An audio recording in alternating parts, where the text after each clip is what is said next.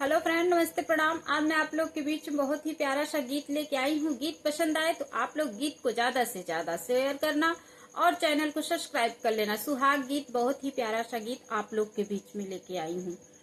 कहवा कयाती पाती मड़वा छवायऊ जी, कहवा कसुन दुल्हे ब्याहन को आयऊ जी, कहवा कसुन दुल्हे ब्याहन को आयऊ जी।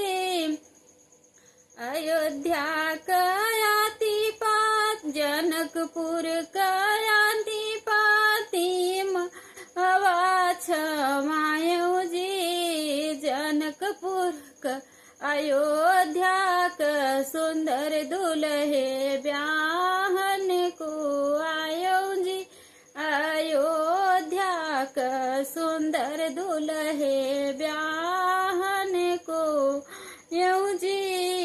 लैया बछारी बिछाई री पोछी बिछा मुझे बैठई समधिरा मोछवा मुरे जी, अरे बैठई समधिरा मोछ पगड़ी समारी जी। लैया कमरी झारी पोछी बिछा मुझे, अरे बैठई बेटी के बाबा सिरवान माई जी, अरे बैठई बेटी के बाबा सिरवान माई जी। कोरावा दुलहिना दे लट छीतर जी, अरे पूछाई ससुर के पुत हंस।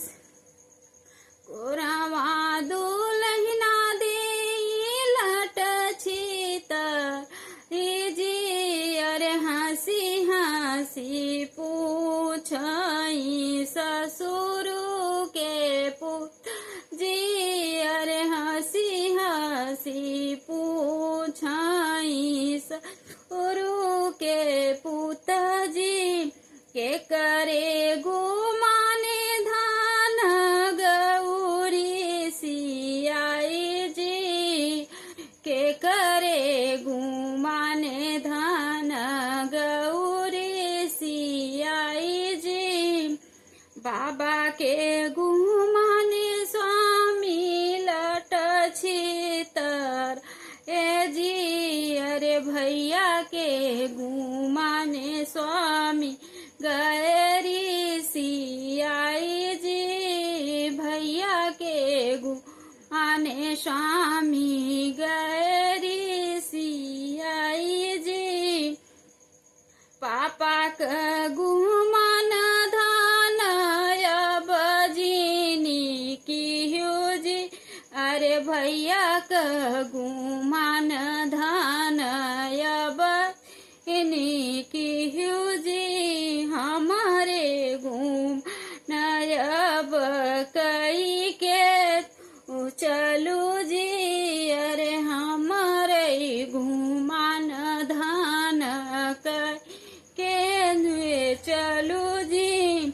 हमारे चोटू की धान मंगवा सजबै जी, हम पाँच चोटू की सिंधुरा गलब सिर मांग जी, पाँच चोटू की सिंधुरा डबै सिर मांग जी। मंगिया में डाली धान गिया सजबै जी, हमारी पग धन तोहरा सुहाग जी, अरे हमारी पगड़िया धन तोहरा सुहाग जी।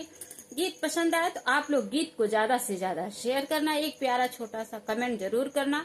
मिलते हैं नेक्स्ट वीडियो में, तब तक के लिए जय श्री कृष्णा, जय श्री राधे।